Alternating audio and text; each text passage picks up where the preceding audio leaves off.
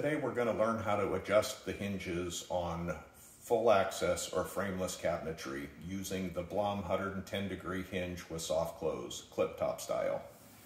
The reason we adjust cabinet hinges is because when cabinets are built, there's little tolerances, they're, plus or minus, and they move around a little bit. Or when you put them onto that, when you install them into a home, maybe there's imperfections in the wall, maybe the walls are a little bit tweaked. And so when you do that and you screw a cabinet to it, you have a tendency to kind of bend the cabinet a little bit, and that'll move the doors into different directions. And the job here is to be able to true them back up. You have about 1/8 of an inch in most directions that you can move them around. So cabinets still need to be hung plumb level and square, but here's the adjustment process. First step, remove the hinge caps. This will expose 3 screws that you get to use to affect adjustments. You have a screw here in the front, a screw here in the back, and then an offset screw here. Do not change the 2 screws that are in line with each other. Those are the ones that screw this plate to the side of the cabinet. So 1, 2, 3. Starting off with this screw, the way I like to envision this is I put my screwdriver in it, I close the door, and I look and see what happens when I turn the screw.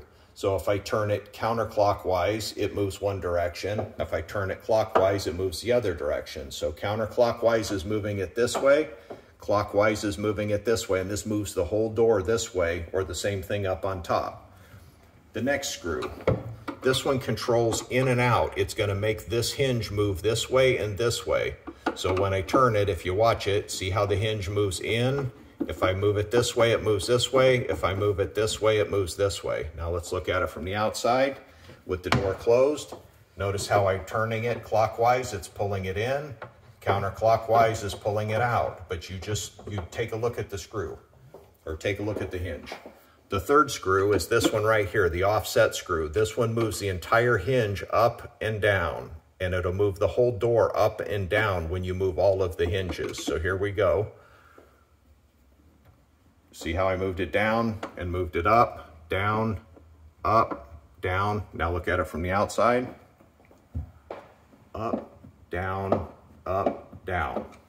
Okay, so first, you want to adjust the vertical up and down, inside and out, move your left and rights this way, and then start working on the top and the bottom. It takes some patience, and depending on how much patience a contractor wants to put into it, determines the result. So like for instance, this one right here, we're pie shaped, so we want to bring either the top out or the bottom in, depending on which gap is correct. So in this case, I'm going to bring the bottom in.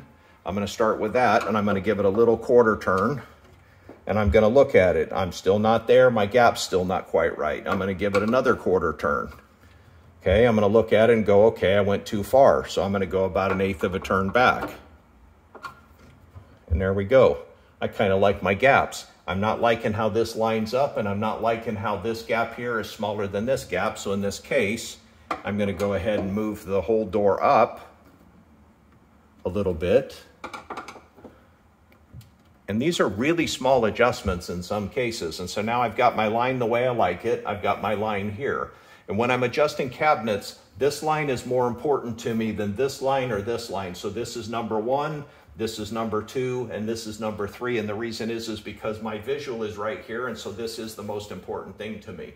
And so depending on, which area I'm trying to play with, that's how I do it. It's just a patience thing.